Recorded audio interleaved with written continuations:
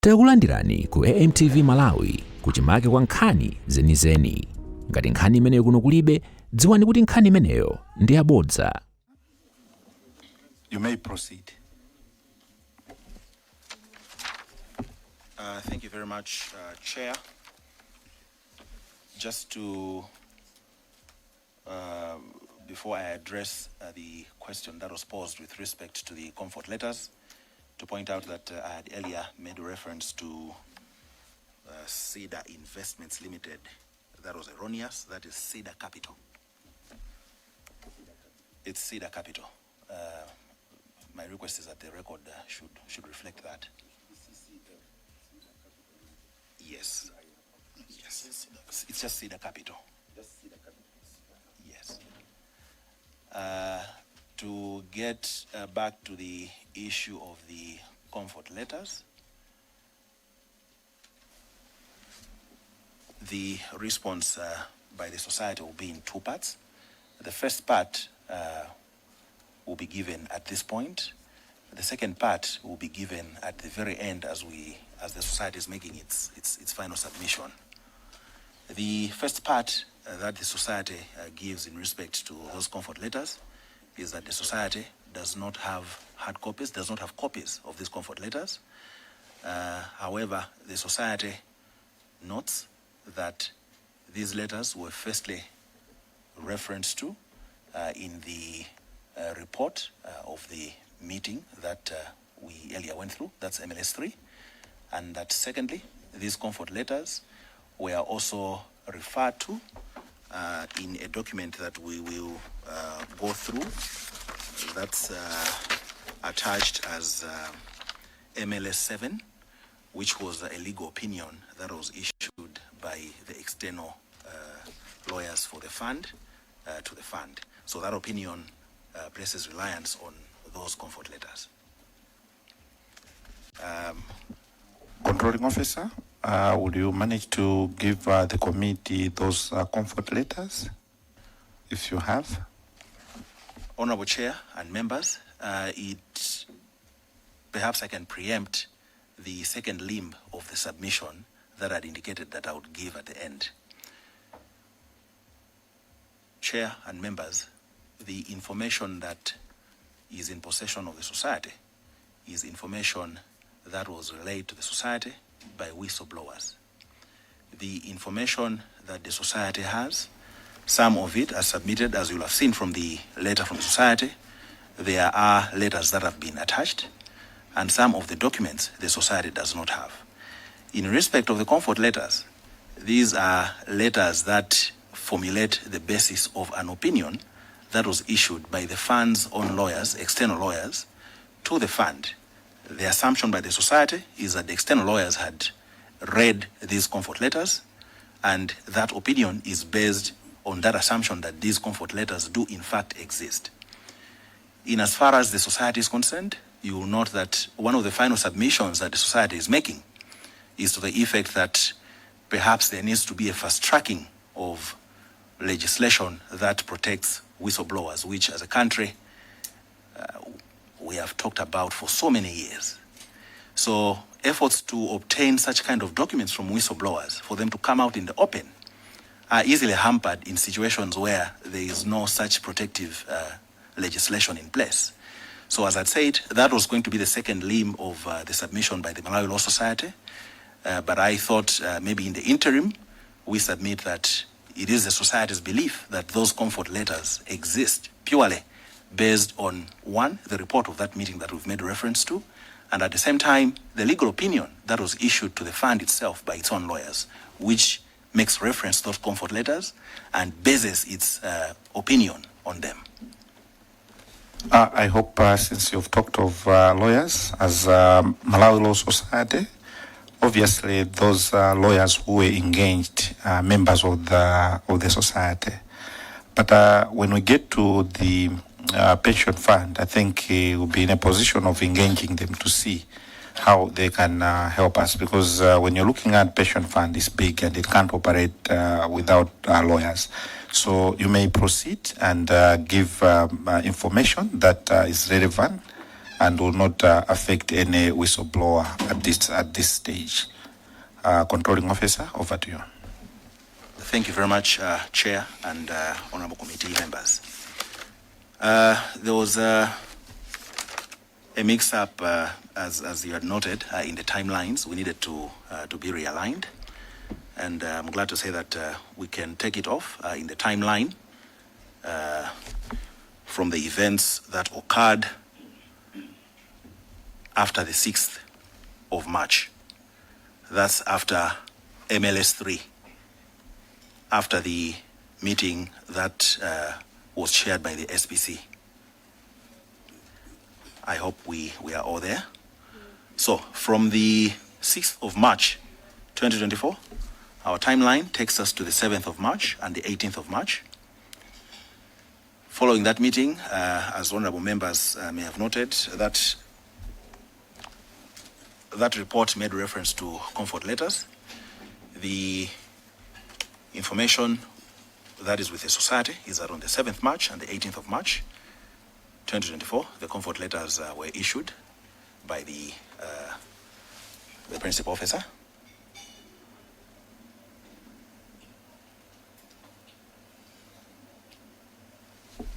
In between, on the 9th, or rather, sorry, afterwards, on the 9th of November 2024, there was a demand by Yusuf Investments Limited for the finalization of the transaction, and a deadline of 15th December 2024 was given,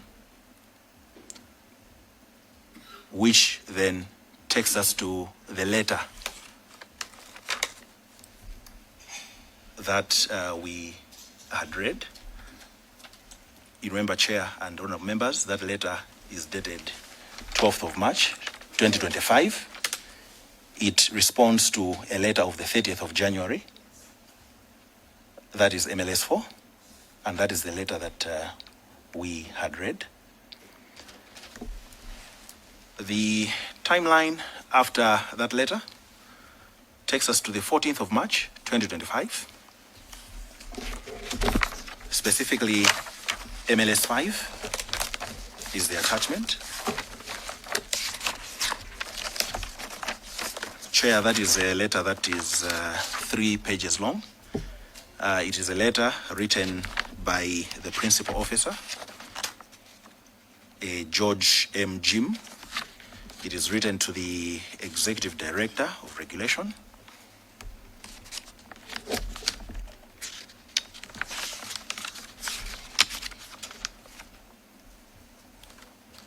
Chair, I note that the earlier direction was that we had to read the previous letter. Yeah, please proceed. We'll proceed in that manner, please. Thank you very much, Okay. Chair. This letter, as we've stated, is dated 14th of March 2025. It's addressed to the Executive Director, Regulation, PO Box 565, Blantyre, Malawi. It reads, "Dear Sir," and the heading is captioned, "Request for regulatory guidance regarding Board of Trustees constitution process.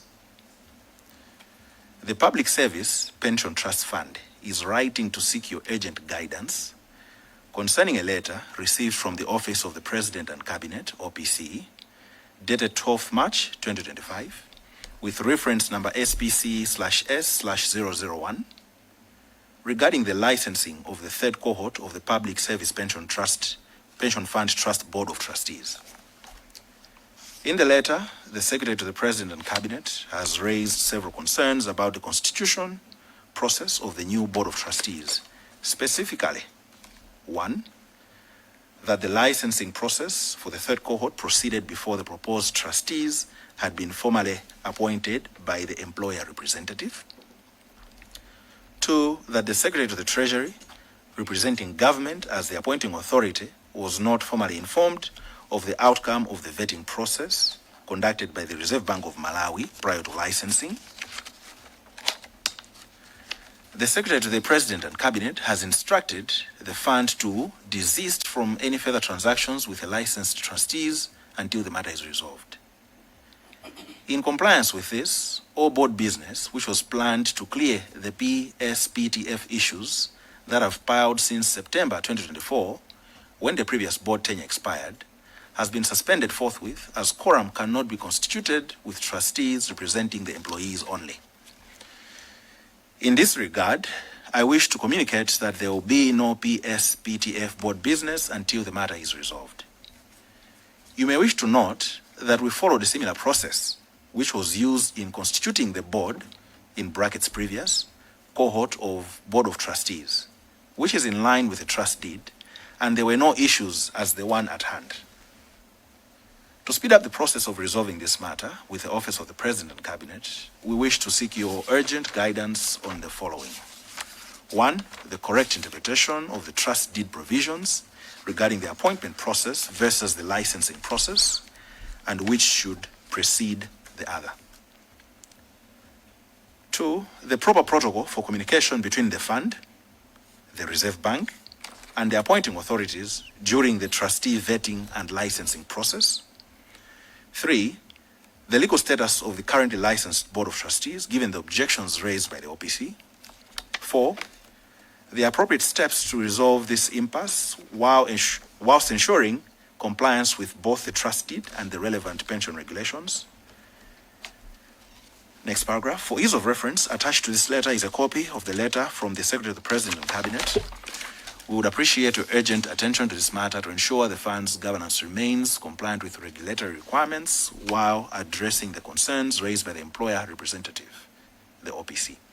Yours faithfully, it is signed off by George M. Jim, Principal Officer. There's an enclosure being the letter from the Secretary of the President and Cabinet dated 12th March 2025. That is the letter that has been attached as MLS 5. From that, our timeline takes us to the 12th of March 2025, 28th of March 2025,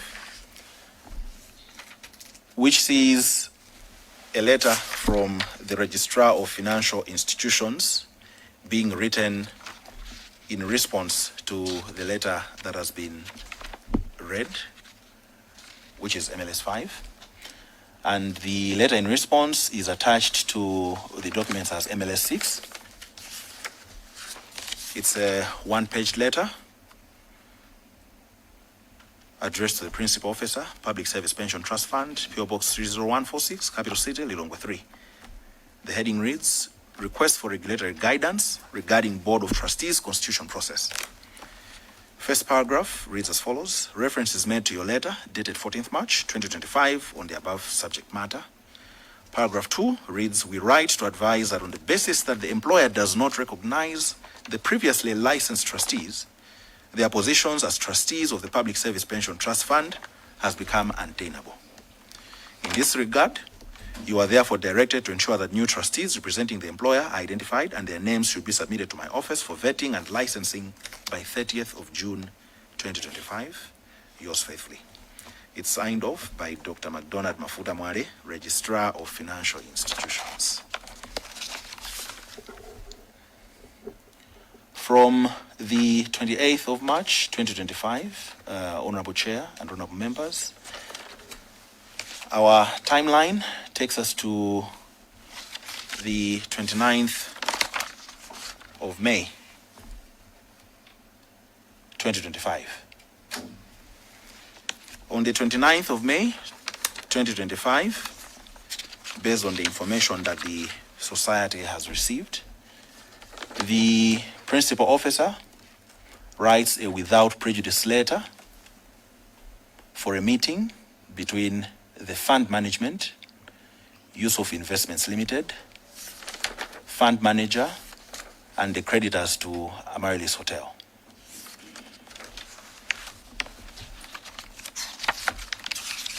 Based on information in the custody of the Society, the objective of that meeting was said to review the status of the transaction, align expectations, address outstanding deliverables, and develop a comprehensive action plan aimed at finalizing the transaction.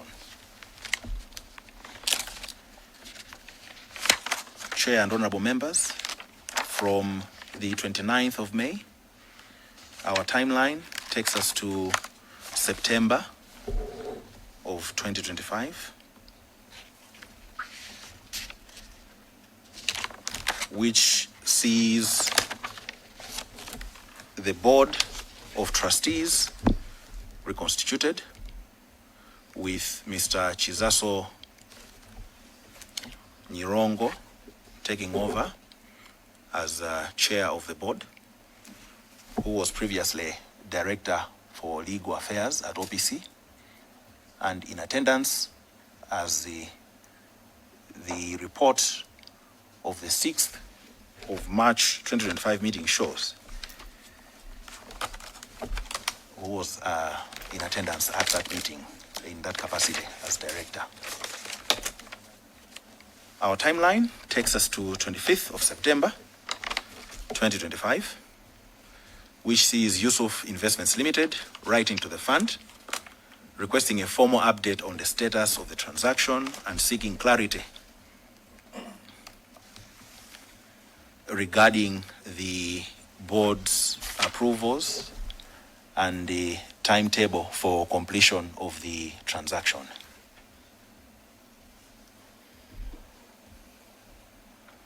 From the 25th of September 2025, the timeline takes us to the 29th of September 2025.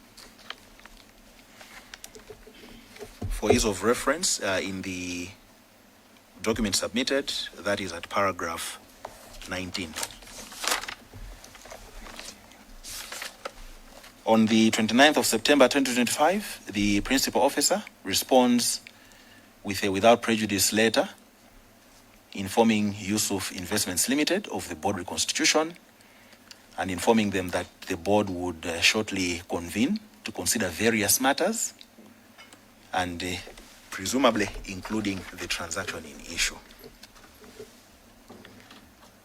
From the 29th of September 2025, our timeline takes us to the 2nd and 3rd of October 2025.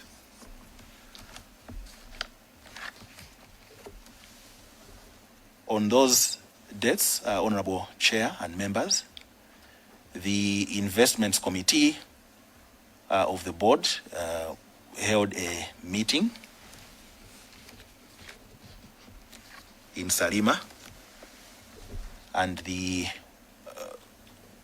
board chair, Chizaso Nyirongo, appeared before the committee to raise an urgent issue regarding the purchase of the hotel, again citing the risk of litigation, this time coming out of the commitment letters that had been issued by the fund, the comfort letters. The Investments Committee refers the matter to the Governance and Legal Committee in order for them to deal with the issue of the litigation risk. On the 6th of October 2025, Yusuf Investments Limited again writes the fund, reiterating the need to complete the transaction. On the 8th of October 2025, the legal services manager for the fund presents an opinion to the Governance and Legal Committee on the matter, on the transaction, stating that Yusuf Investments Limited did not have strong grounds on which to succeed in the event that litigation ensued. At the very same meeting, the principal officer is taken to task and asked to, or requested to, explain the basis of the commitment letters that at this point seem to have been in issue, and that this was to be presented or written to the board affairs and HR committee of the board. It should also be noted that based on the information in the custody of the society and the following a resolution, one of the resolutions that was made to refer the matter to external legal counsel, the fund's external legal counsel proceeds to issue an opinion, a legal opinion on the matter, which is at MLS 7 as an attachment. That legal opinion is quite lengthy. In summary, the legal opinion concludes, having looked at the issues, that there's an 80% chance of successfully defending any proceedings that would have arisen as a result of the facts that were presented to the external legal practitioners, and the 20%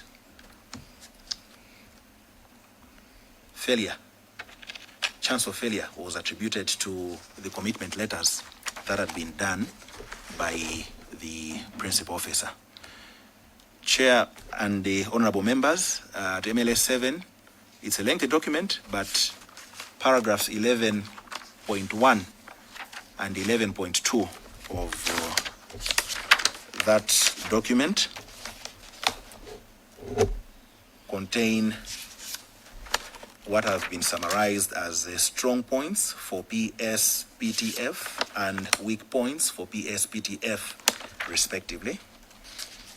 With your leave, Chair, I'll just quickly read them as they appear on that document. Please proceed. 11.1, strong points for PSPTF. The strong points for PSPTF are that, A, there is no complete agreement. The specific terms of the agreement were not agreed upon. B, the agreement was subject to contract. C, there were other activities that had to be done before the sale and purchase agreement could be signed. These included 1, structural integrity report. 2, final board approval from PSPTF. 3, drafting and signing of the sale and purchase agreement. 4, agreeing on the specific terms for the sale and purchase agreement. 5, use of Investments Limited to carve out Amaryllis Hotel into a newly incorporated company. D, the letters of commitment do not create a contract. E, use of Investments Limited cannot use the letters of commitment as a weapon to be used as a cause of action. 11.2 outlines in one paragraph what has been headed weak points for PSPTF. It reads as follows. The weak points for PSPTF are the commitment letters written by the principal officer. Use of Investments Limited can use those letters to claim that Use of Investments Limited relied on those letters to its detriment and did not look for other purchasers. Chair and honorable members, it's quite a lengthy opinion. That is the concluding, the summary, as it were. Our timeline takes us to the 23rd of October, 2025. On the 23rd of October, 2025, or rather, I'm just being reminded, Chair, before I move on the same legal opinion, there's another summary headed overall assessment, which is crucial. It's at 11.3. It reads as follows. After assessing the strong points and the weak points, we are of the opinion that PSPTF has 80% chances of winning the case and 20% chances of losing the case. The 20% chance of loss is coming from the commitment letters written by the principal officer.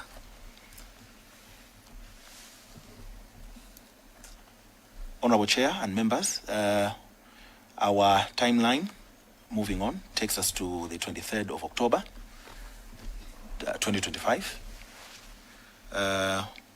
On the 23rd of October, an extraordinary meeting of the board is called by the chair, and the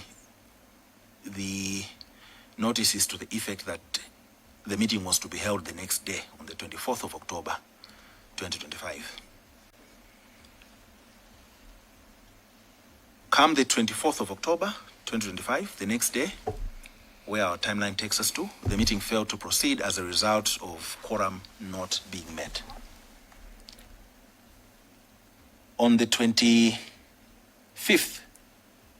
of October, 2025, a day after the meeting failed, the meeting was reconvened, and there were a number of things that were discussed, including the conduct of the principal officer, and there were some resolutions that were made.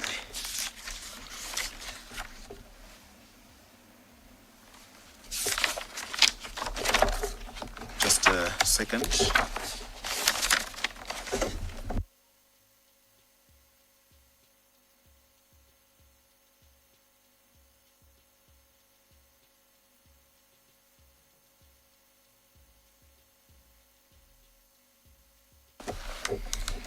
With respect to the resolutions that were arrived at, these have been captured in the submission that has been done, and these are at paragraph 24. They have been outlined A to C. Quickly looking at them, A, suspension of the principal officer.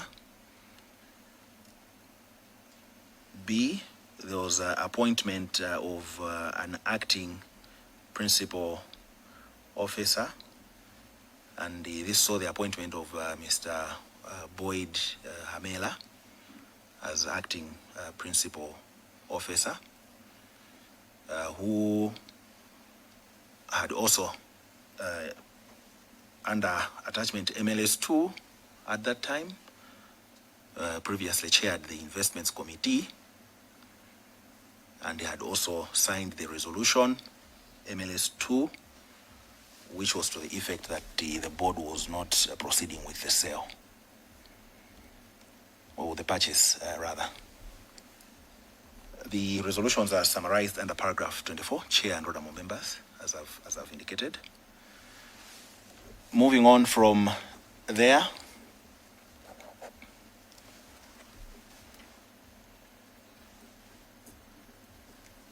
rather before I move on, it should also be noted, particularly under 24C, that there was a resolution that was particularly signed, authorizing the acquisition of the hotel in issue and giving further direction on the meeting of the investments committee to convene in order to chart the way forward in that regard. That is all under paragraph 24 of the written submission. Moving on, Honorable Chair and members, our timeline takes us to the 27th of October, 2025, which sees the events subcommittee then convening an extraordinary meeting where the resolution is passed down to the subcommittee by the Secretariat. Suffice to point out that in respect of the events of that meeting, the society equally is looking forward to finding out at the time that this committee hears from the necessary parties as to what exactly transpired. But the summary, the information that is in custody of the society is to the effect that there were some discussions in that meeting pertaining to the turnaround, considering there had earlier on been a resolution to walk away from the purchase, and at the same time reference was made to the legal opinion from external lawyers, and the sentiments were expressed that perhaps that should be ignored. This is the information as received by the society. It hasn't conducted its own investigations, so it is equally interested in knowing what exactly transpired. Chair and honorable members, the timeline takes us to the 29th of October, 2025, which sees the principal officer convening a management meeting to get reports on the status of the acquisition.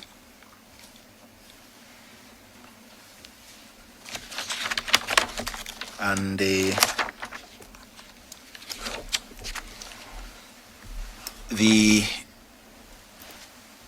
information is to the effect that the investments department expressed a number of concerns. First, as our submission will show, the absence of the investment manager in the process. Two, the discrepancies that were there in terms of the resolutions and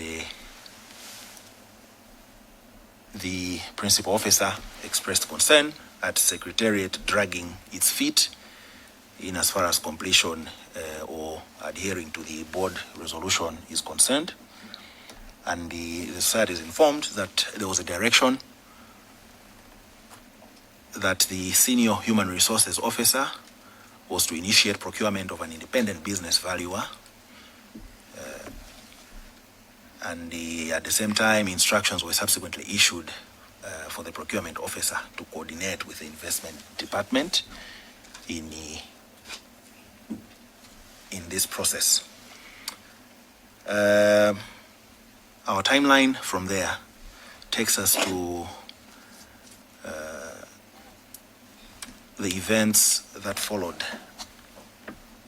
post 29th October 2025, where it would seem the transaction took on some pace.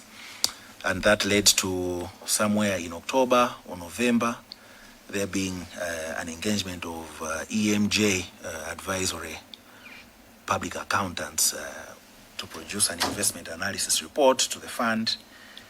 And in paragraph 1.4 of the report that the society has seen as produced, EMJ acknowledged that they were approached by the fund in November of 2025 to carry out an independent review of the transaction, if viable, facilitate acquisition of the hotel by the fund, and facilitate acquisition by the fund. The allegations or the information that is in the possession of the society is also to the effect that this is a report that was produced at supersonic speed in the shortest time. Honorable Chair and members, these are the events, or this is the information that came to the knowledge of the society after whistleblowers alerted the society to the sequence of events, the timeline, as Honorable Chair we've submitted, and it then led to the Malawi Law Society proceeding to take the action that it did, having made a number of observations. The observations are outlined in the paragraph 5.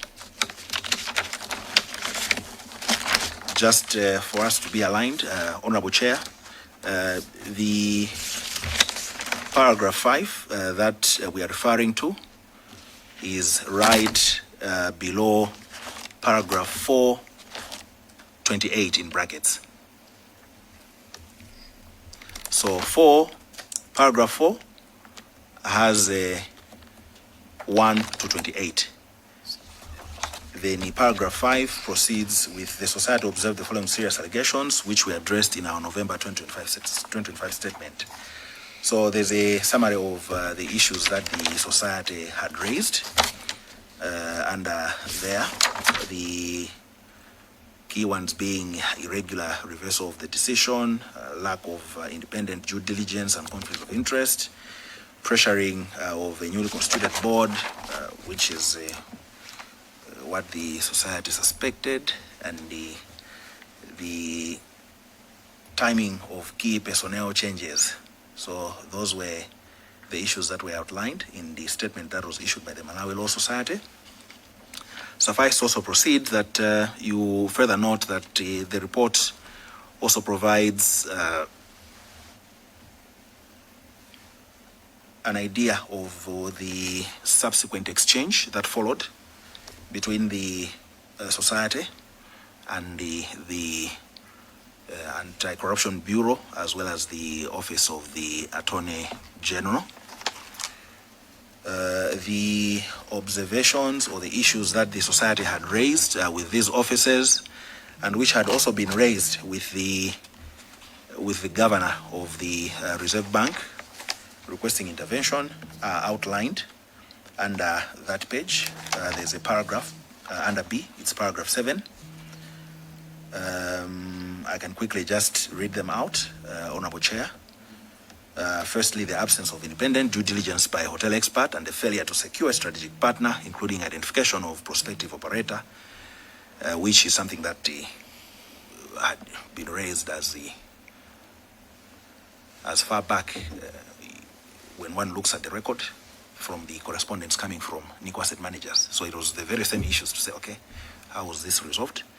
At the same time, the information within the society's custody was to the effect that the entity that had then proceeded to prepare a viability report and which proceeded to endorse the purchase had links with the hotel itself. That was another issue that was raised by the society based on the information that had come into its custody.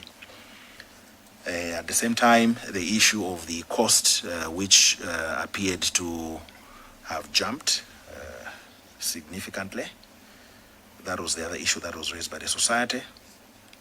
And lastly, related to the timing, personnel changes, the society was concerned at the pace which the transaction suddenly took, considering the society was of the view that it was a complex transaction. Following that,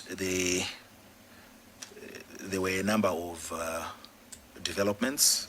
Firstly, the acting director of the Anti-Corruption Bureau issued a restriction notice proceeding with the sale until the issues were looked into. With respect to that, the bureau reached out to the Malawi Law Society.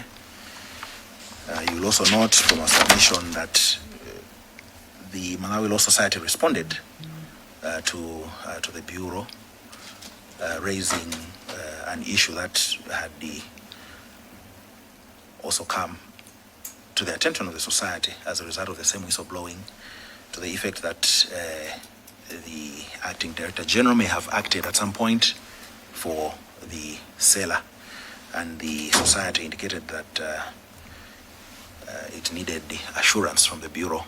It needed to hear from the bureau as to how exactly it was going to manage the dynamics there, and the society did so, considering the fact that this was information from a whistleblower that we were dealing with, and at the same time there needed to be that impartiality.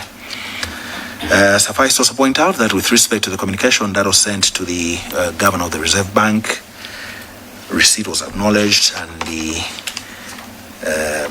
then governor left office before further feedback could be provided to the Malawi Law Society. With respect to the correspondence to the Attorney General, on the same issues, the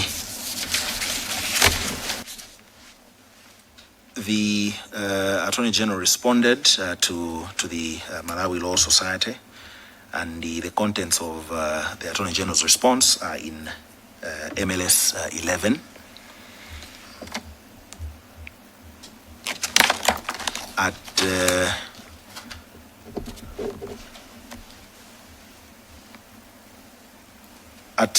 We should also point out, Honorable Chair, that the society is not privy to any correspondence that may have taken place between the Attorney General and the board.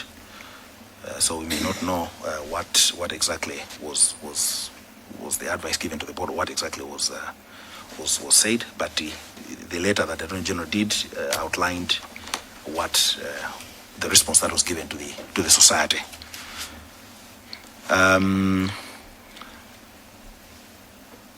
Further to that, in the submission that the Law Society has done, and all this based on the issues that this committee had requested that it should be covered by the Law Society, there was an issue on whether the responses and actions taken by relevant authorities addressed the issues. The society's position was also partly expressed in its statement that it did, and this is a statement that the society released on, let me just get the official date, Honorable.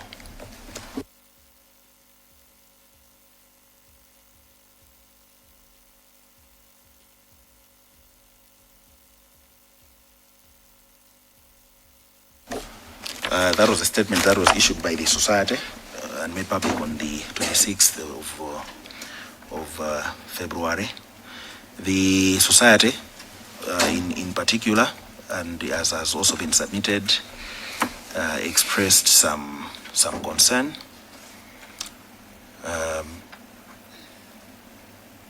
Honorable Chair, the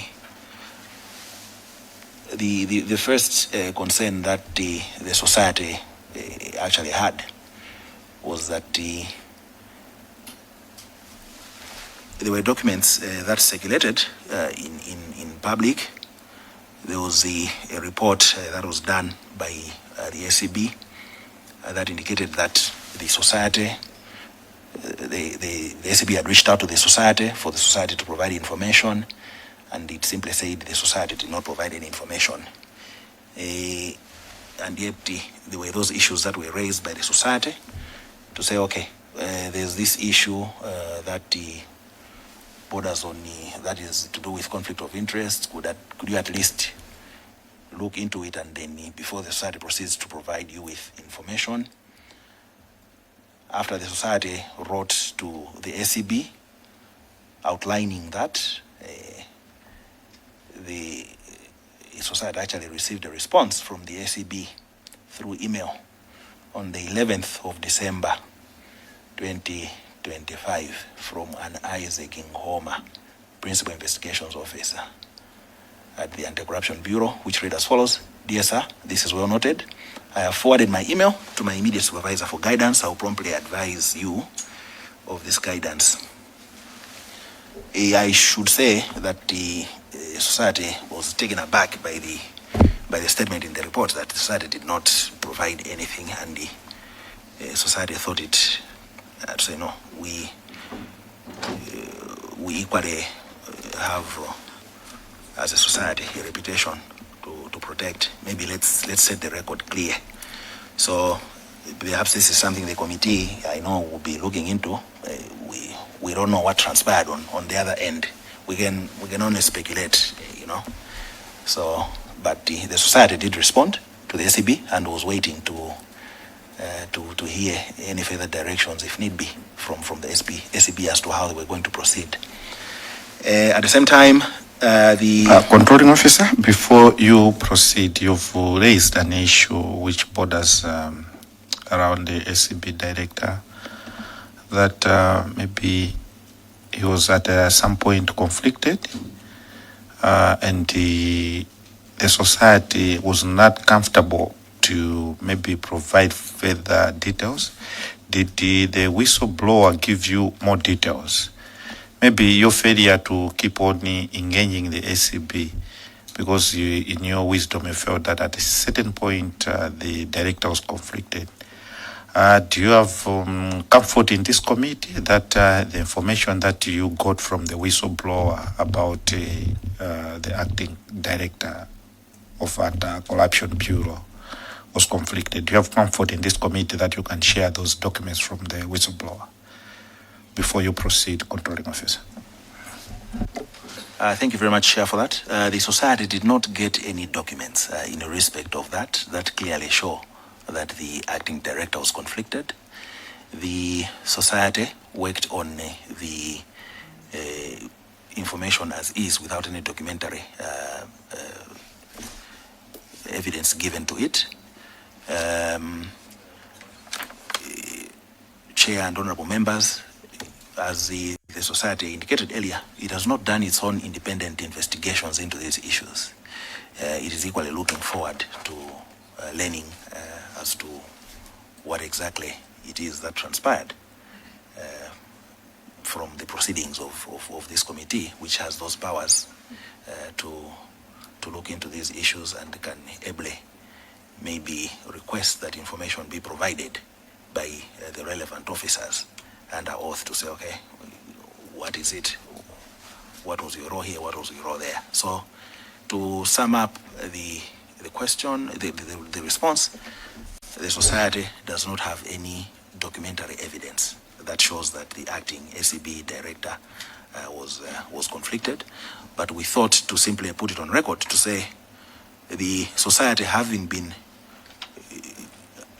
approached by the ACB, did give in feedback, was waiting to hear from the ACB as to how they were going to deal with the issue that the society had raised, only for the society to note that there are documents flying out there which haven't been disowned, that the society did not provide information. So that is where the society is coming from.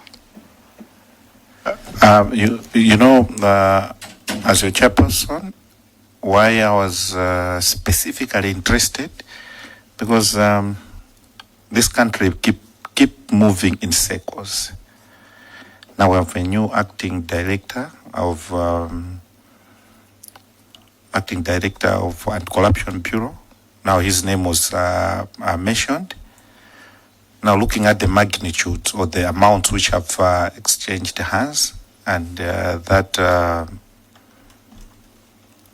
he was reflected, I thought to ask you, the Vice President of the society, just to give a comfort to the committee. Why? Because as someone who has never been in a law class, but having seen a lot of things happening, even those who are serving tea outside, you find that they have a contract with Parliament. And you know, you honor the Vice President of Malawi Society, that even today, if I'm voted, I will need to engage a lawyer. And when I'm engaging a lawyer, there are always terms of reference whereby you write to the lawyer. And even if I am arrested, I may choose not to respond and say, speak to my lawyer. And a lawyer normally writes to confirm. Now, looking at the monies we are talking about here, over, if you go by the audit and evaluations which happened, the other one paging it at 30 billion, the other one putting it at 36 billion. And normally when payments are being made, they are made through a lawyer. That has been a tradition most of the times. And we've seen lawyers misusing money that was meant for the client. So looking at these payments, because in between, we hear that about 90 billion was paid.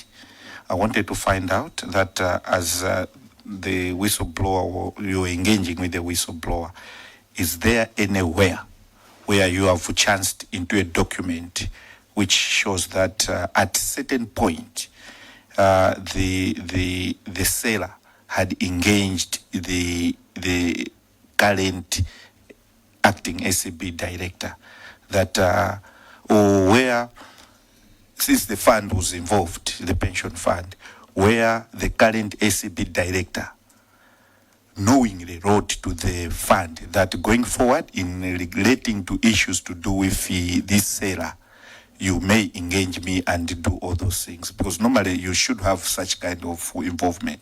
You can't talk of 30 billion plus and having someone working as your lawyer at 30 billion undertaking without having documents flying around.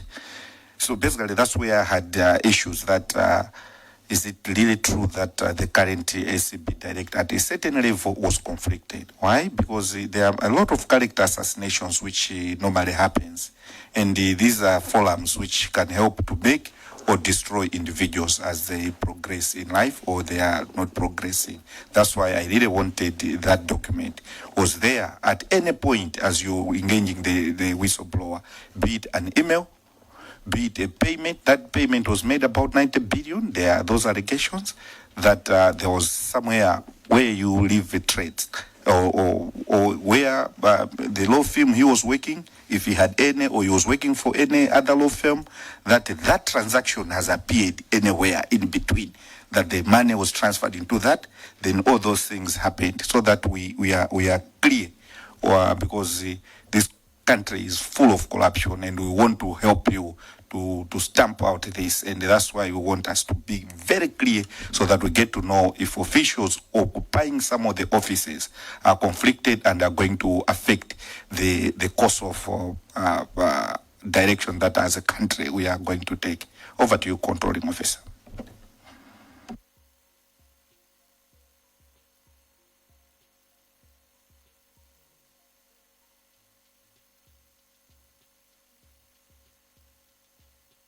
Thank you very much, Chair. This aspect, with your leave, will be taken by my colleague here, the CEO, Mr. Ngunde. Thank you so much, controlling officer. Over to you, the CEO. Thank you, Chair. Yeah, Chair, I think as was indicated by the controlling officer, that there's no record that was given to the Malawi Law Society to confirm that the acting Director General of the Anti-Corruption Bureau was involved in the transaction. But in our interaction with the whistleblowers, it was mentioned that the acting Director General was involved in the transaction at some point, and there was also a mention that even when the issues had already been raised, the acting Director General was still involved in the transaction. So the letter that the society wrote on 11th December, where the society raised the issue, was meant to give the opportunity to the acting director of the Bureau to confirm or deny the allegations. And as it was reported, or as it has been noted here, we never received any response. What we saw as the society was a report that had originated or allegedly originated from the Office of the Acting Director General, which indicated that the Malawi Law Society was not willing to provide the information or did not provide the information. But maybe just as an extension, we know maybe this committee, I think according to the schedule, you will have a chance to meet with the Acting Director General. I think on both sides of the transaction, on the buyer side, on the seller side, there were lawyers involved. And I think there are documents that have been exchanged. We think that it is within the powers of this committee to request for such documents. And if such documents are provided, I think as the committee, you should be able to confirm whether this position is correct. But I think as far as the Malawi Law Society is concerned, the whistleblower informed us that the Acting Director General of the Anti-Corruption Bureau was involved in the transaction, and the society requested for confirmation from the Acting Director of the Bureau so that we should also be sure that he was not conflicted when we give the information to the Bureau. Thank you, Chair. Thank you so much, CEO, for that guidance. Indeed, as an inquiry, we've invited the ACB director, but I just wanted also to agree with you that indeed there were correspondence. And listening to the controlling officer, it has taken time to give clear timelines.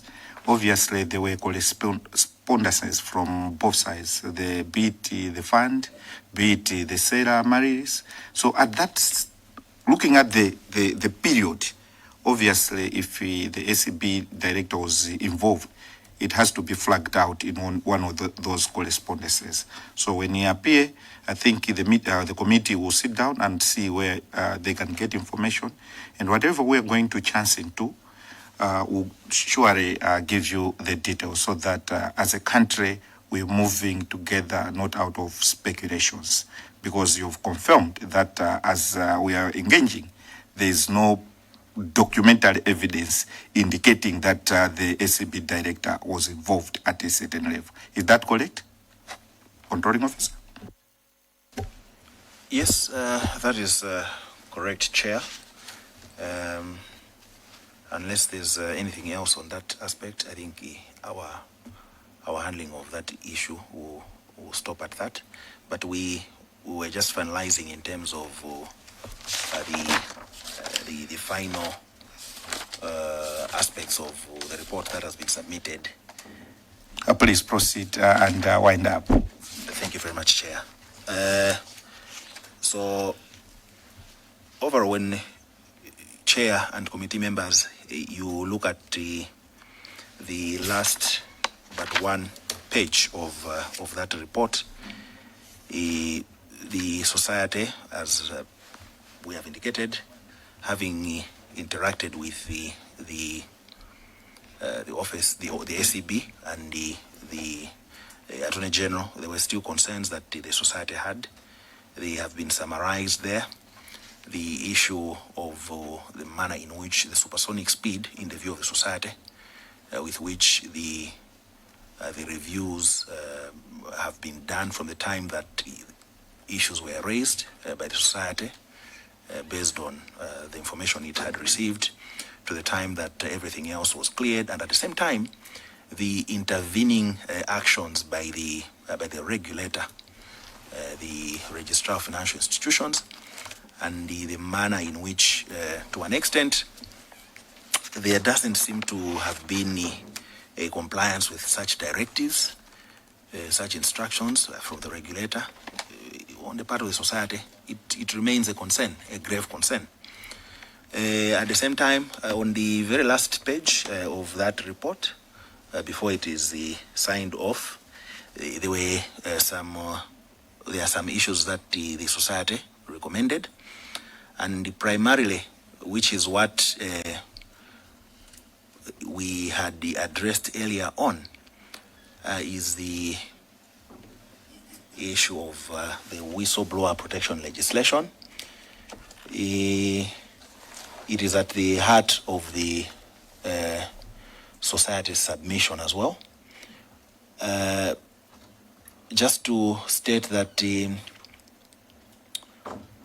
before we came into this room, I quickly went to my social media, my Facebook, and I just punched in the search bar, Malawi Whistleblower Protection Law. It gave me an idea as to how long this discussion has been ongoing on such legislation. It has gone on for quite some time. With your leave, Chair, I can just make reference to an article by Nation Publications Limited, 13th August 2022. It reads, Anti-Corruption Bureau ACB Director General Martha Jizuma has said Malawi will strive to come up with the best whistleblower protection legislation that other countries can learn from. In an interview on Thursday, after a 2-day workshop aimed at coming up with the whistleblower legislation, Chizuma said the country stands to a better chance of coming up with the good legislation after learning from others. This is the 2024, another article on Zodiac Online. The Anti-Corruption Bureau, ACB, is optimistic that the Whistleblower Protection Act under formulation will empower more citizens to report corruption acts, as well as those that are suspected, as well as protect them when they face intimidation and threats. ACB Acting Director General Hilary Chiromba made the statement today in Lilongwe at a press briefing on the status of the Whistleblower Protection Act and its effectiveness. At the very end of that report, while Director of Law Reform at the Malawi Law Commission says apparently Malawi does not have a specific law addressing protection of whistleblowers, hence coming up with the law. Meanwhile, the director says the drafting of this law is now at 85% and will be completed by the end of the year. That's 2024, 2 years ago. At the heart of the submission of the society, Chair and honorable members, besides the other submissions that are there, is that perhaps it's high time we all need to be looking into this. And that was the end of that submission. It was signed off by the president, the chairperson of the Law Society, who I must say, I should have stated at the very beginning, he sent his apology for his failure to attend this meeting because he had other engagements. That is the submission of the Law Society, and that final submission is not alone. There are a number of final submissions that have been made at the very last page, including a call that the transaction be suspended immediately, etc. Those are there. Of course, I should also point out that to date, the society does not have information as to the status of this transaction, because everything seems to be just out there and there's nothing on record. And the hope is that the society will also learn from the proceedings of this committee as to where exactly things are. Chair, honorable members, I have done a lot of talking, but I am not alone. Allow me, Chair, to just quickly go through the team that is here with me, in case there's anything that we've left out that they may wish to add on. It will be quick, Chair, we promise. Controlling officer, I know. Can you switch off the mic? I understand that you've promised, but because we're on camera, I may not talk other things. But the truth is, lawyers talk like politicians. You find you talk and summarize the thing for so long. But I didn't want to hear as well from other legal minds. But maybe, Chair, we can have questions as we go along, because everyone has taken an oath. I hear there's a point of order. Is that Chitipa Central? Blanta Chiromoni? Yes, I had raised a hand, but you didn't see me when you were talking about the ACB director, the acting ACB director being involved in the sale. A simple Google search, the report from Malawi Law Society, number 67, lists Chambers Gabriel Gift as a partner in GD Liwimbi and Partners. 07 January 2008. It is alleged, Chair, that the sale agreement was actually done by GD Liwimbi and Partners.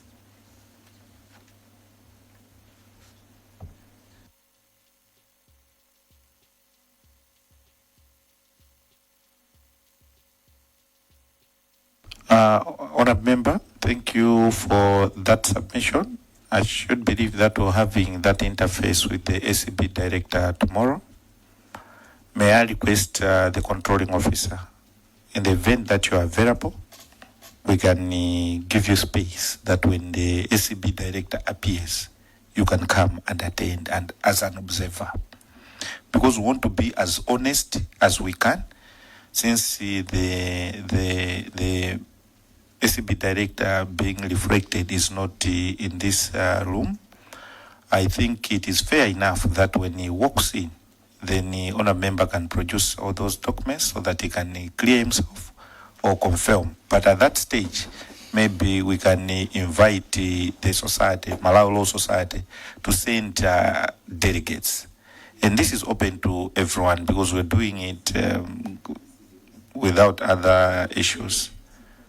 So, I don't know, members. I see Palombe Machemba. Thank you, Chair. I just want to concur with you that indeed this is a public inquiry as such. Every citizen is free to walk in to listen to what is transpiring. So yes, it's true. Let the Malawi Law Society tomorrow send a representative, not even one, but you can send a number of you so that you listen to what the acting DG will be saying regarding his being a partner of Liwimbi. And thank you, Chair. Thank you so much. I see Zomba City North. Yeah, Chair, much as I agree with my colleague right here that it's a public inquiry, but that everyone is invited, we may create a crisis To listen, that's much agreed, but to come in here, everyone else, it will be creating a crisis. Thank you, Chair. Controlling officer, I think I agree with Zomba City North. Controlling officer, you've lamented on the legislation regarding whistleblowers, but you agree with me that you can facilitate the process of having that legislated. Why? Because when you're looking at the current SCB director acting, he was a member of your society. I think he's still a member of that society. In fact, he was, I think at some point, a secretary to that society. Now, when you're looking at the Minister of Justice, he was once the president of that society. I know him personally because he's my brother-in-law. So he was a president of that society. If you're looking at the Attorney General, he's a member of that society. These are members of the cabinet. Can we say that as lawyers, you are not united to the extent that you can't call each other over a drink? That there is this law which has been pending. Can we conclude? Can we conclude this one? Because I feel that many times when we say we keep leaving things that this one is going to do it, then in the end you find that no one is doing it. Maybe I can ask you outside this, because where we are getting to, we need to fix this country. And we can fix it much, much better if we have whistleblowers. Can you find space in your business schedule that you engage the Minister of Justice, who was the president, you engage the AG at that space and see, even in your engagements, whether you are having an annual assembly, you can agree as lawyers and give each other clear timelines, because as it stands, where we are having a lot of backload, is in the court of laws. You find that you have cases which are going for 10, 15 years. So the bias for action within the society is, I think, devalued. Can you improve it? Bias for action is needed. I just wanted to bring that to your attention, that you can give yourself timelines where you want. Maybe you feel that the executive is not helping. You can request any member from the legal committee of parliament. In fact, one of the chairperson of that legal committee is a lawyer and belongs to your society. So these are the people, the expertise that you can use just within fingertips. But you're free to take it or not to take it. But in the interest of the nation, just find you have all the people at all levels. Parliament alone, this time around, we have a minimum of 5 lawyers. that gives you resources almost at any corner of the institutions which are mandated to legislate. Honourable members, maybe I can take, I see there's Mulanje West.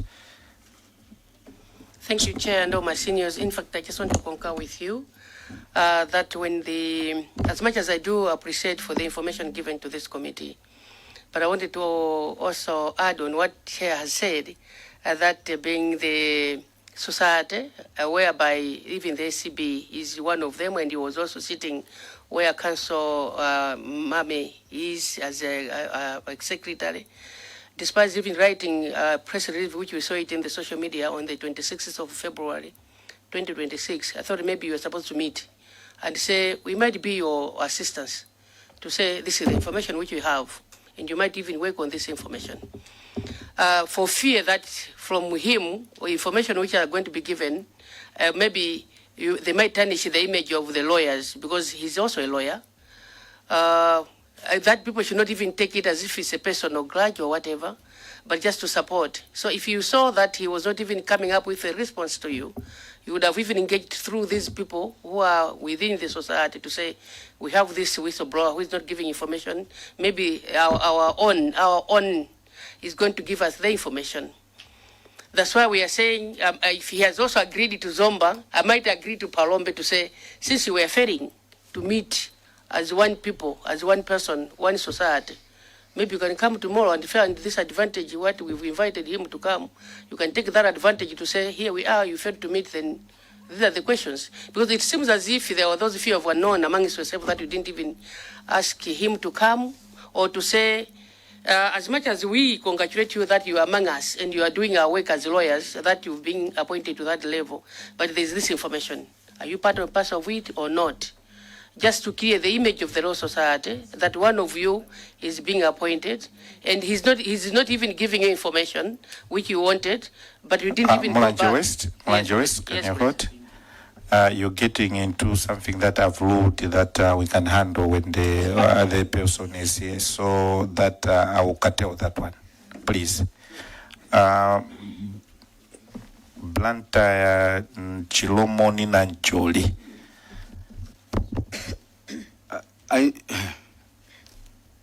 What is surprising, Chair, really here, even the whistleblowers are not safe, is the fact that the law, we are meeting Malawi Law Society, isn't it? The Malawi Law Society knows fully well the list of all their licensed practitioners. They have that list. But being lawyers, they wrote the ACB to confirm whether there was conflict of interest. It doesn't mean that they didn't know. They already have the information. They just don't want to come out clear.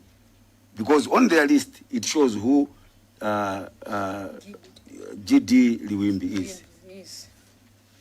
And the GD Liwimbi is the person who actually drafted the sale agreement. Honourable member for Blantyre Chilomoni, I wrote that one. So can we pay in those questions for that particular person? And everyone who is being named, Mr. Controlling Officer, everyone who is being reflected, we intend to invite them. Because we want to be as fair as we can be.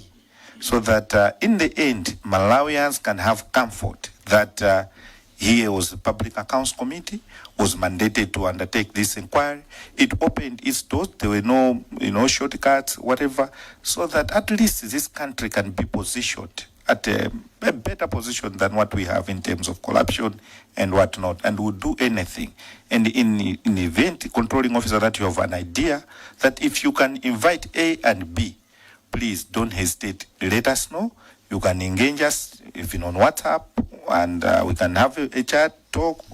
Those who are sandwiching, they are good friends, they can reach out, and we see that we close some of these things. We are available. This is your committee. Be at peace. So you requested that maybe some of those who have accompanied you can say one or two words. Maybe I'll open to honor members that they can ask questions. If it pleases you, you can also share with those who haven't spoken, because they have already taken an oath. Is that okay, Controlling Officer, or you still want as to tow along how you feel it? Thank you very much, Honorable Chair and members.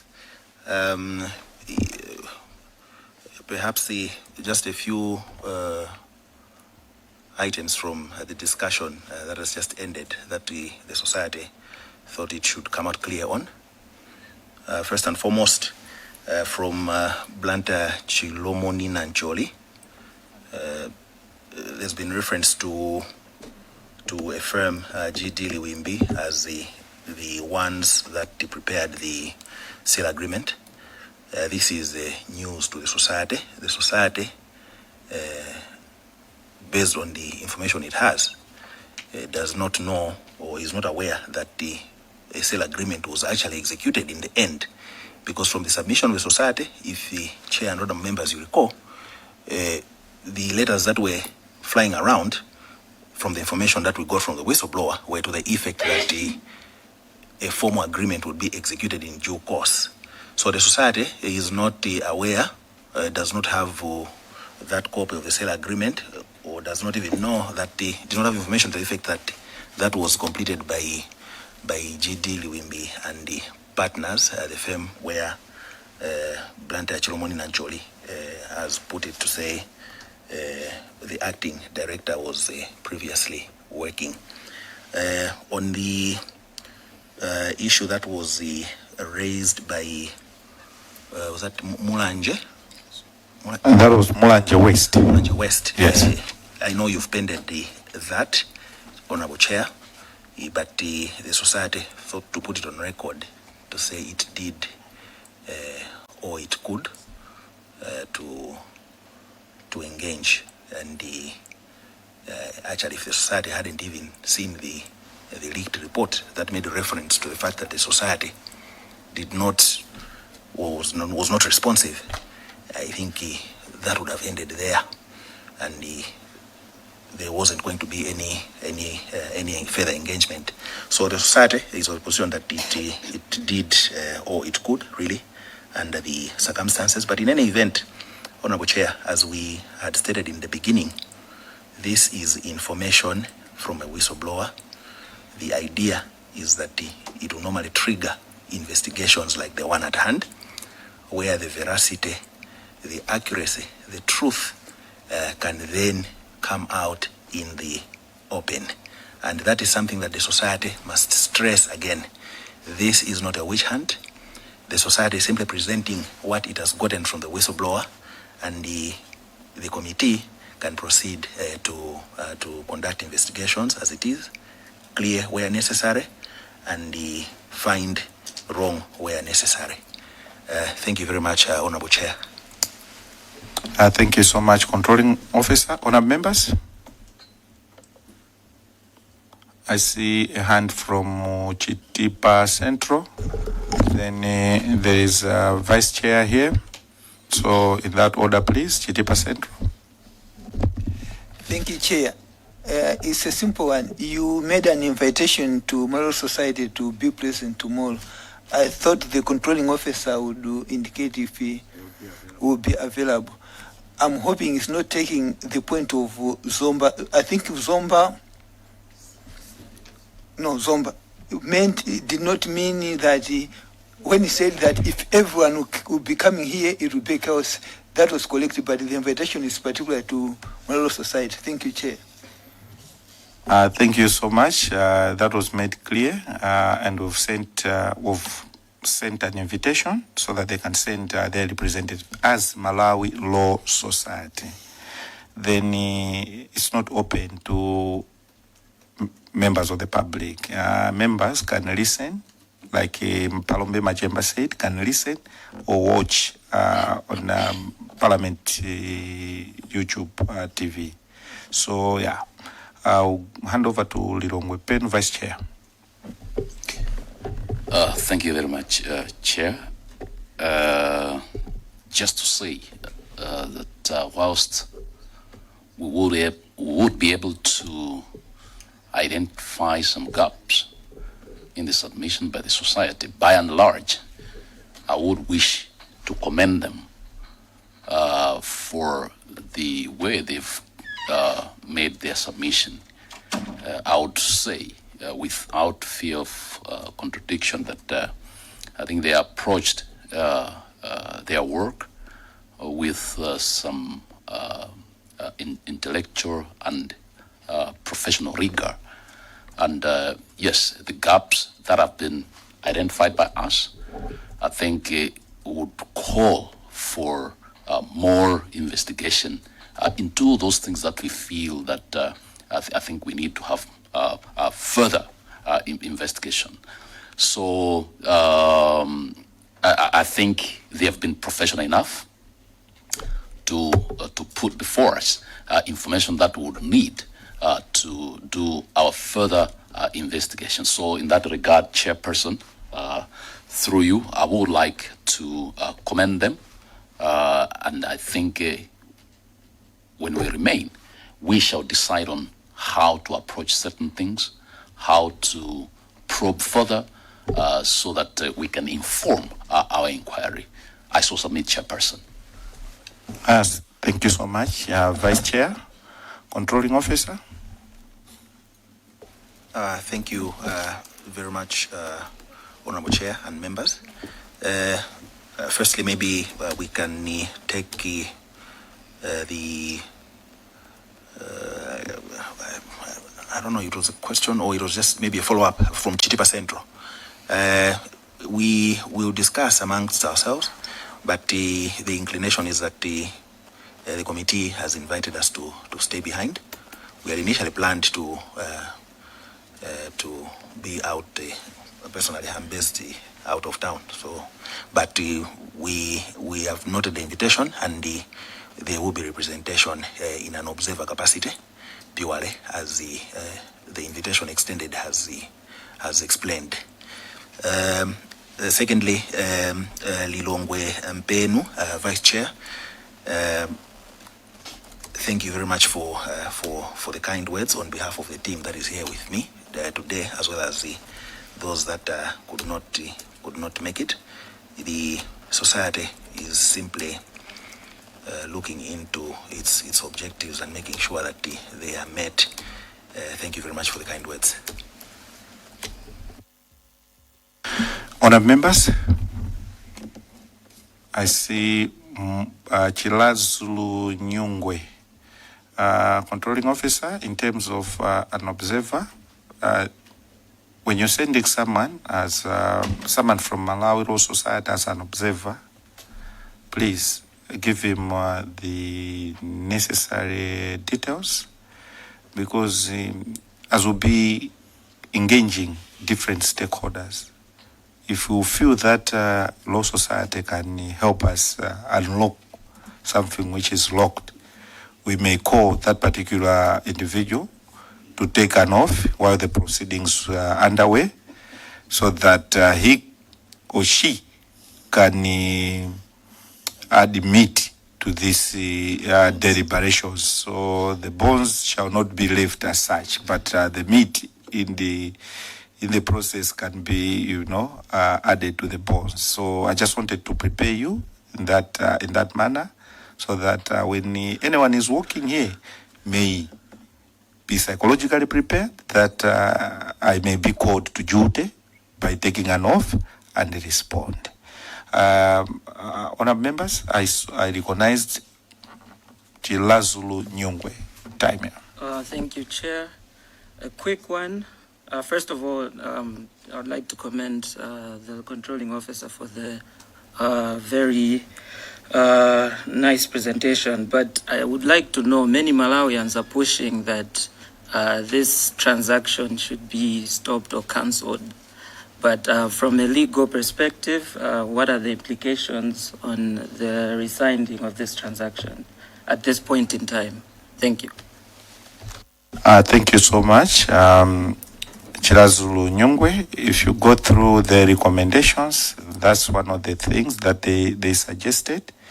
Maybe controlling officer, you may want to come very clear on that one.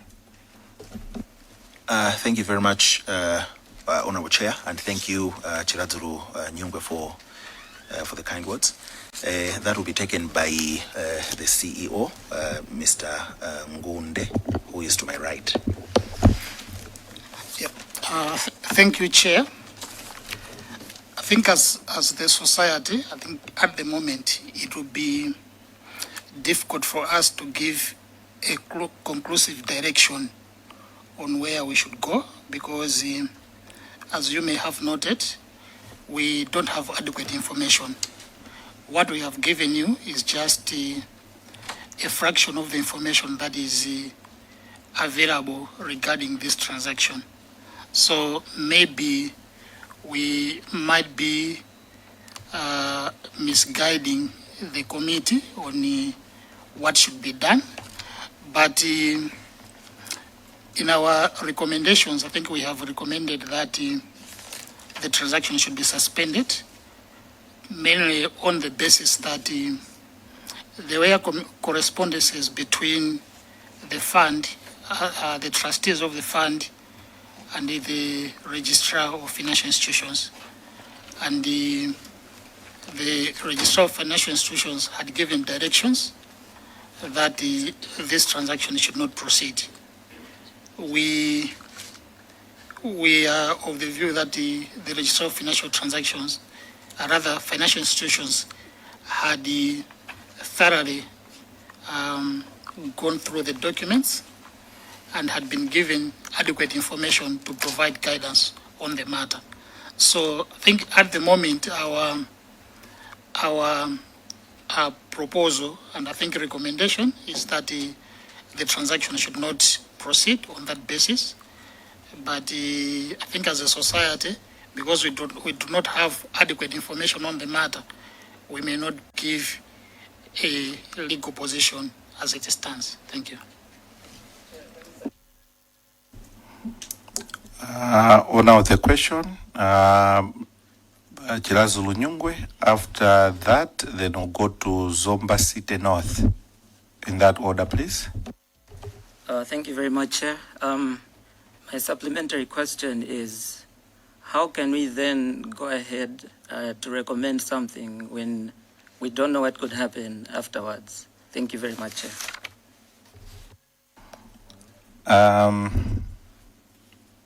Thank you so much, Chirazulu Nyungwe. Zomba City North, your time, please. Yeah, thank you, Chair. They have indicated that at this material time, they are not finished with more information regarding the transaction. But in an event that we find out that part payment was paid, huge sums of money were paid as part payment, what would be their opinion if we are to halt the whole transaction and the implications? Thank you, Chair. Controlling officer, you may take that one, or the two, I think, yeah.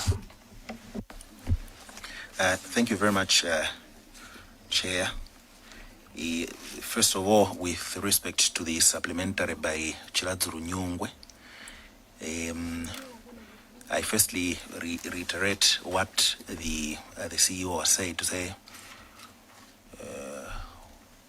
we as a society, actually we've just learned that actually there's a sale agreement. This is information that we did not even have.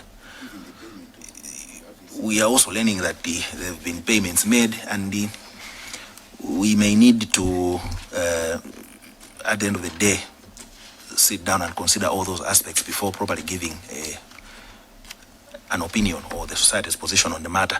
At the same time,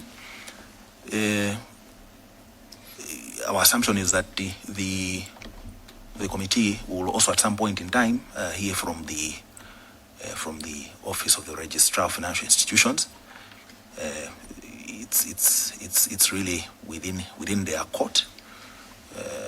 Maybe they can also give guidance on the way they're looking at things. So we do not think maybe the committee will totally be impaired in terms of coming up with a direction, a decision. But in any event, the society is also following closely the happenings, everything that's transpiring here, and a position will certainly be issued by the society. I think inevitably that has to be done by the society at the end of the day.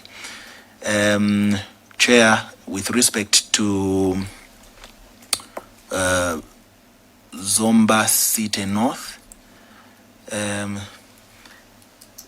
perhaps we should cross the Rubicon when we get there. We are mindful of the fact that the society, to an extent, has a certain position out there. Opinions expressed by the society might end up being taken as the truth, as an unshakable, you know. We need to be sure as a society before we comment, before we give out our opinion.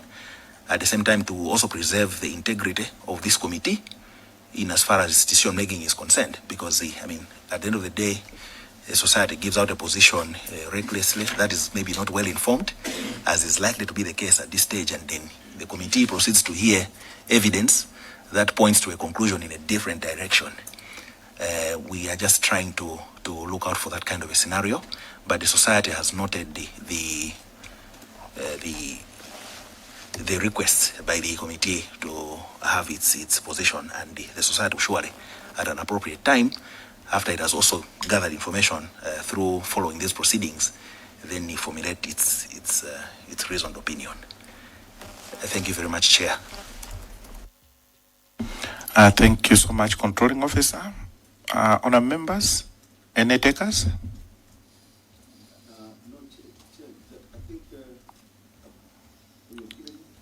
No.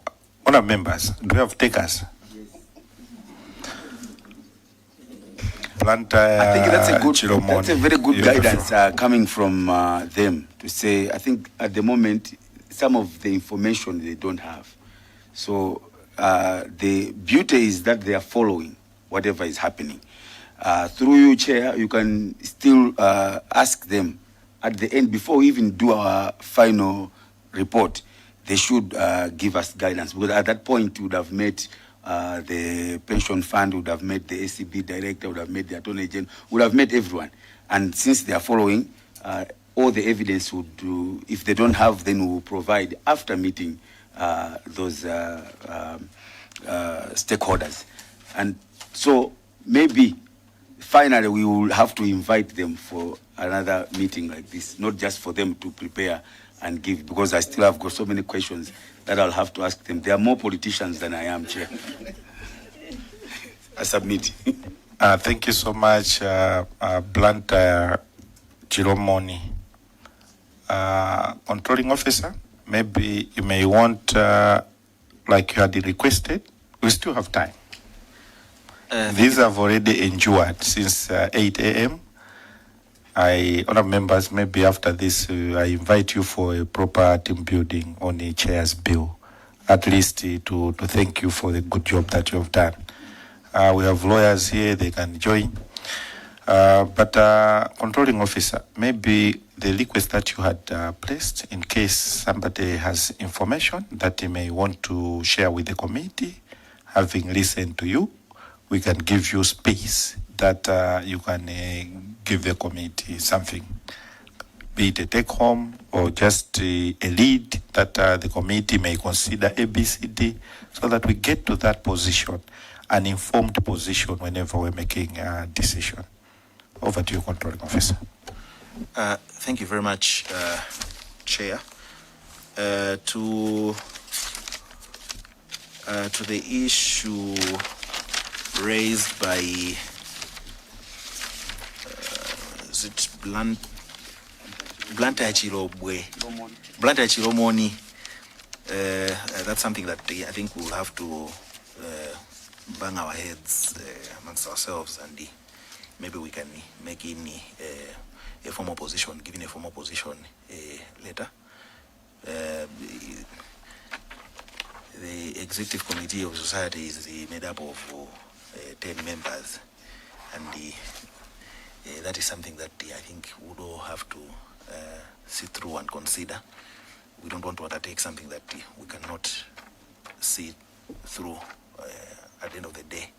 So, Chair, Honourable Member, you bear with us on that point. Honorable Chair, you indicated that I can maybe consult my colleagues and see if there's anything else. To my left, the Honorary Secretary has a few things to just point out, and some of the things maybe I may have omitted. Thank you very much, Chair. You're most welcome. Honorary Secretary, you may proceed. Thank you so much, Chair. I think when maybe investigating further, you may also have to consider what we've provided as MLS 2 versus MLS 11, where in MLS 2 is a resolution which was made on 17 January 2024 to the fact that the board had resolved to withdraw from the Amaryllis hotel purchase. Now, if you go to MLS 11, it's alluding to the fact that the Attorney General had acknowledged our letter, and he said that he undertook to investigate the issues raised. So in his letter, which we have attached as MLS 11, the Honorable Attorney General communicated to us that there was no evidence that the board of the fund passed a resolution in January 2024 not to proceed with the purchase of the hotel. So this is something which is very crucial in your investigations, and you may have to consider it when meeting other stakeholders. Thank you so much. Thank you so much for that guidance. And I would like to appreciate, as a Public Accounts Committee, we will surely do that and make sure that we arrive at conclusion based on the available evidence. And I just want to put it on record that since this is an inquiry, we've sent several letters. Others may be occupied and they may not have shown up, but we are available even during weekends. But Parliament has only provided these meetings. Anyone who is not going to show up when we had sent out an invitation will be forced to appear, but not at the cost of Parliament. And that's what we're going to do, because we can't keep Parliament in suspension because others are engaged elsewhere. Because much as we're placing importance to this inquiry, others may be facing other equally challenging and pressing issues to the extent that they may not appear on time.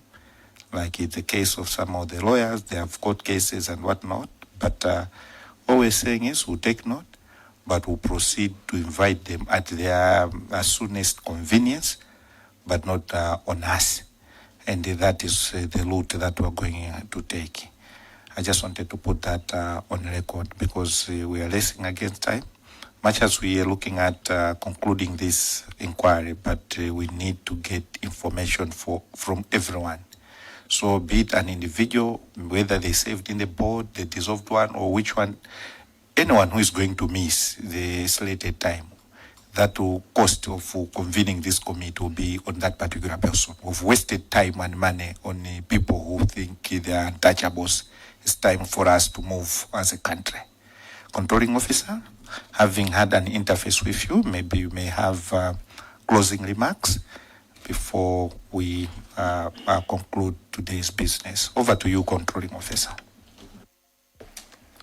Thank you very much, Chair and honorable members. The concluding remarks are really few. As the society has stated, it is also following the proceedings. It equally has questions. It equally wants to learn, get to the bottom of what exactly transpired in this whole transaction. What the society has brought before the committee is simply what the society has been made aware of.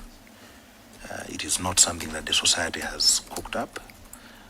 As we are here, we are under oath, we have simply stated what has been brought to the attention of the society, and as this committee is proceeding to look further into those issues, the society will be following. That will be all in concluding remarks. Thank you very much, Chair and honorable members. Maybe before, I'm just being reminded that maybe we may need to get more information in terms of the starting time tomorrow, considering that invitation that has been extended, so that if the society is sending someone, obviously it will be amongst the same team that is here, one of us. They may need to be aware of the time. So maybe either that can be addressed now, or maybe separately we can be communicated to. Thank you very much, Chair. Like I indicated, we have the program. So SCB Director is supposed to appear before this committee tomorrow at 2 p.m. But as a society, even if you said we're normally starting at 9 in the morning, but we've given you a chance that in the event that you have time, you can show up in the morning from 9 o'clock. We're good, but we normally convene at 8:30 for deliberations, so you're invited throughout. But if you feel that you can show up in the afternoon, then we're good to go. So basically, that's on time, controlling officer. Thank you very much, Chair. That has been noted. I think we will make that decision. Thank you very much. As we wind up, I would like to also personally thank you in the manner that you've conducted yourself, and in the manner that your members have conducted themselves, your intellectuals and citizens of this great nation. This is a youthful team, and it gives us comfort that we have the future. As you can see, even Parliament is more aligned in terms of the age range. It's not what it used to be. So it's a level of expertise this side. Let us work together from your perspective, because there are a lot of insinuations on how lawyers behave or misbehave out there. Let us try to clean that image for the sake of that girl child, for the sake of that young boy aspiring to be a lawyer. Let them give them the image that they can have about a lawyer. And as a society, you have that power to help us clean. We've had bad apples who have ended up tarnishing the image of the society. But be assured that as politicians, we are here to help you get to where you want to get, and also help us to legislate of key importance. Would like to ask you on the issue once again to do with whistleblowers. You had cascaded it to us, but would like to ask you to make use of the expertise that you have as a society, that you can call all those who matter most, and we legislate. We are available. If you feel that others are playing games because they are afraid of the dirty games, you can identify one of the owner members, and we can table that as a private member's bill to ensure that we get to legislate, because you can legislate direct from the executive or from members of parliament. So if we do that, I'm sure it will help us. And at the same time, as you are looking at that through your expertise, you find that parliament just provide recommendations. When this inquiry is done, all we'll do is to provide recommendations. We're supposed to do A, we're supposed to do B. Maybe I think we can do better in terms of the recommendations, benchmarking elsewhere, be it in Uganda. When such kind of inquiries have been done or concluded, do they end at recommendations? So through the expertise and the network that you have as lawyers across, you can also tap into that and help your parliament, so that going forward we can build a better Malawi, which is watertight when it comes to the laws that will give us a mandate to do a few things along the way. Otherwise, I wish you well. Enjoy your evening, and you may leave at your pleasure, controlling officer and your team. Thank you so much. Thank you, Chair and honorable members.